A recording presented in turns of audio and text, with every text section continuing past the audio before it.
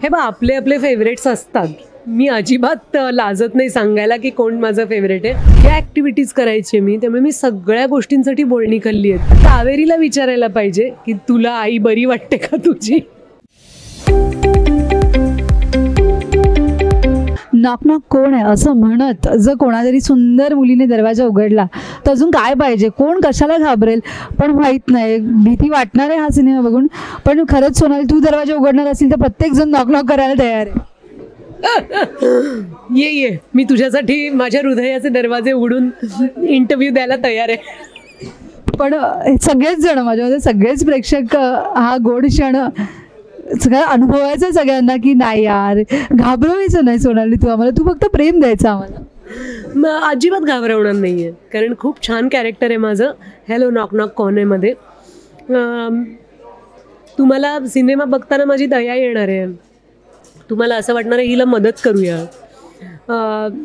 हिला कोण त्रास देतं आहे, हिला कसं या परिस्थितीतून सोडवूया, असे सगळे प्रश्न तुम्हाला पडणार आहेत. अशा अनेक भावना तुमच्या मनात येणार आहेत. आणि माझी खात्री आहे की भीती तर नक्कीच वाटणार नाही आहे. माझी भीती नाही वाटणार, परिस्थिती जी आहे ना, परिस्थितीची भीती वाटणार आहे. पण खरंच दया आहे, अभिजित आहे, ही या दोन जोडींबरोबर तू पहिल्यांदा काम करणार आहेस. हो, दया आणि आदित्य श्रीवास्तव हे दोघंही एकत्र वर्षानुवर्ष आपण बघत आलेलो आहोत. पण त्यांच्याबरोबर मी आणि बरखा आहोत. मला खूप मज्जा आली हे कास्टिंग कळल्यानंतर, कारण आदित्य माझा फेवरेट ॲक्टर आहे आणि बरखाबरोबर मी पहिल्यांदा काम करते आणि ऑफकोर्स दयाबरोबर पण. दया माझा प्रोड्युसर पण आहे, तर आम्हाला एवढी मजा आली टीम कळल्यानंतर. तू असं सारखं सारखं बोल नको आदित्य माझा फेवरेट क्रश आहे. दया बोले मी एवढे दरवाजे तोडून काही उपयोग झाला नाही आहे, शेवटी सगळं क्रेडिट तर आदित्यच. हे बघ, आपले आपले फेवरेट्स असतात. मी अजिबात लाजत नाही सांगायला की कोण माझं फेवरेट आहे.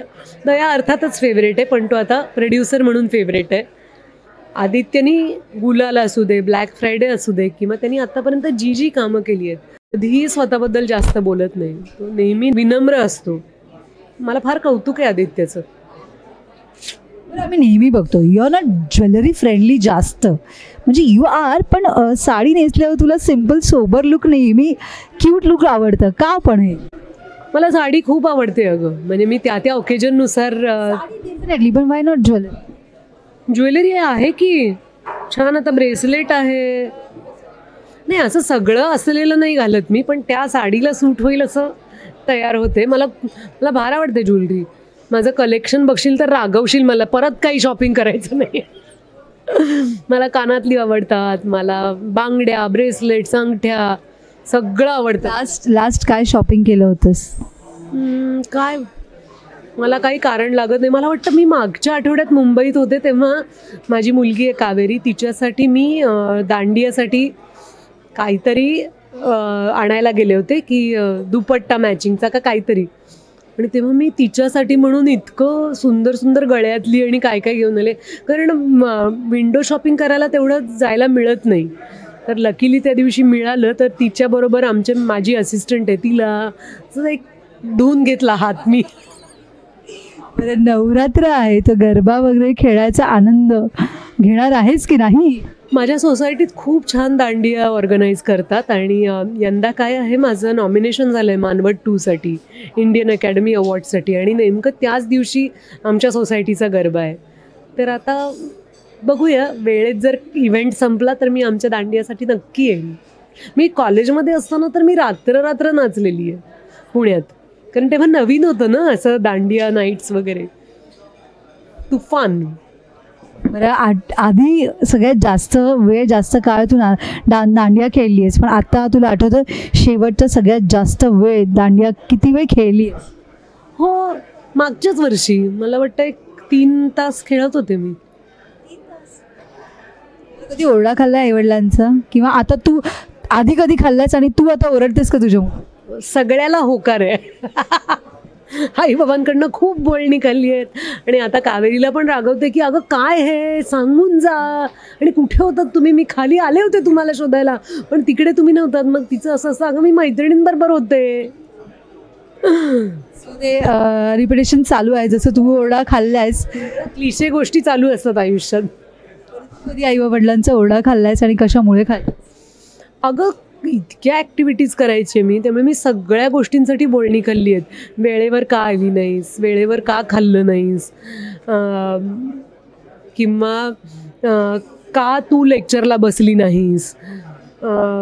मग नंतर शाब्बासकी पण खूप मिळाली आहे की नाटकाची इतकी बक्षिसं मिळायची, शाब्बासकी पण मिळायची. माझे असे आईबाबा काही हे नाही आहेत, म्हणजे रागवणारे आईबाबा नाही आहेत. फार प्रेमळ आणि फार समंजस माणसं आहेत. तुझ्यातही आत्मसात करून घेतलेल्या आहेत त्या सगळ्या गोष्टी. मला वाटतं कावेरीला विचारायला पाहिजे की तुला आई बरी वाटते का तुझी. मी जरा आहे शिस्त लावणारी, आणि पण मज्जाही मी खूप करते कावेरी बरोबर. असं काही मी फक्त अभ्यास कर आणि हे कर असं मागं लागत नाही.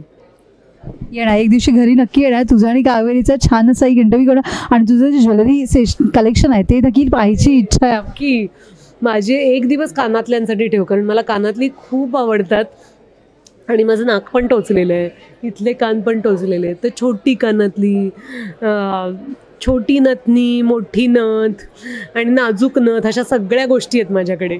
मी नक्कीच एक दिवशी येणार. बरं, दुसरी गोष्ट, हे स्ट्रीट शॉपिंग की असं कुठलं ब्रँड तू पाहिजे असं? कधी माझं शॉपिंग बजेट ओरिएंटेड नसतं. मला सर्व प्रकारचं शॉपिंग करता येतं, कुठेही करता येतं. एअरपोर्ट असू दे, कुठली लेन असू दे, नाहीतर ऑनलाईन असू दे, मला येथे सर्व प्रकारचे शॉपिंग केले जाते. लवकरच नॉक नॉक करून आम्ही तुझ्या घरी येणार आहोत आणि ह्या सिनेमासाठी खूप साऱ्या शुभेच्छा तुला. आणि डेफिनेटली ही टीम धमाल असणार आहे. असा कुठला किस्सा शेअर करायचा आहे जो पडद्या मागचा आहे? अगं मी एक दिवस खूप खुश झाले होते, कारण मी नॉक नॉक केलं. मला बाय म्हणायचं होतं आदित्यला, तो माझा मित्र आहे. तर मी जेव्हा नॉक नॉक केलं तेव्हा दयानी दार उघडलं आणि तो आणि आदित्य दोघंजणं काहीतरी खूप जोक करून हसत बसले होते. त्यामुळे मला ही फ्रेम माझ्या इतकी लक्षात राहिली की नॉक नॉक केल्यावर दोन असे हँडसम हिरोज दिसणार असतील आणि दोघांनी मला असा काय ये ना गप्पा मारायला. तर मला असं झालं, एक छोटासा ठोका चुकला आणि म्हणलं नाही तुम्ही हसा असं म्हणून मी thank you so much. Thanks a lot. आपण नंतर आरामात निवांत गप्पा मारूयाच. आज खरंच खूप सगळ्यांना घाई आहे. प्रॉमिस. Thank you so much.